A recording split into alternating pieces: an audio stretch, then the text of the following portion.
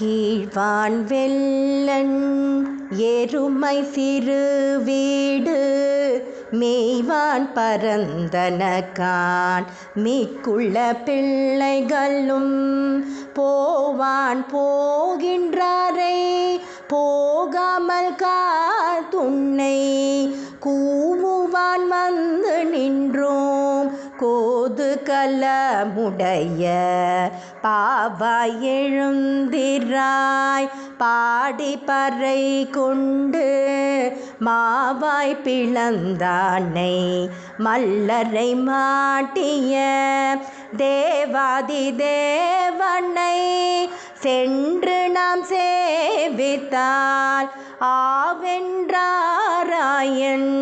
தருளேலோரெம்பவாய். ராமகிருஷ்ணரி, இது 8வது பாசுரம்.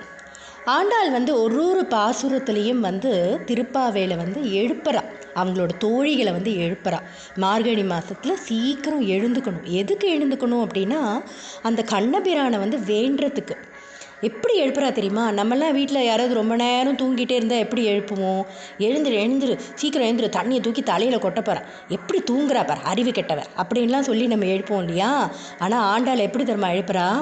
மகிழ்ச்சியை மட்டும் சொத்தாக கொண்டவளே, அழகு சிலையே, கிழக்கு வெளுத்து எருமைகள் மேய்ச்சலுக்காக புல் மைதானங்களில் நிற்கின்றன. எல்லா பெண்களும் நீராடுவதற்காக வந்துவிட்டார்கள்.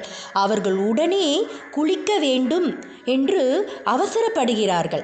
ஆனாலும் உனக்காக தடுத்து நிறுத்திவிட்டு உன்னை கூவி கூவி அழைக்கிறோம். எதுக்காக அழைக்கிறோம் தெரியுமா? அவளை எழுந்துக்கணும்னு எதுக்கு அழைக்கிறோம் அப்படின்னா, அந்த பரந்தாமனை நம்ம வேண்டதுக்கு. எப்பேற்பட்ட பரந்தாமன், அவனுடைய புகழை சொல்கிறா. கேசி என்னும் அரக்கன் குதிரை வடிவில் வந்தபோது அதன் வாயை பிளந்து கொன்றவனும், கம்சனால் அனுப்பப்பட்ட முஷ்டிகர் உள்ளிட்ட மல்லர்களை வென்றவனும், தேவாதி தேவானுமான கிருஷ்ணனை நாம் வணங்கினால் அவன் என்ன பண்ணுவான் தெரியுமா? நம்ம இப்படி வணங்குறோமே, கிருஷ்ணன் என்ன பண்ணுவான்?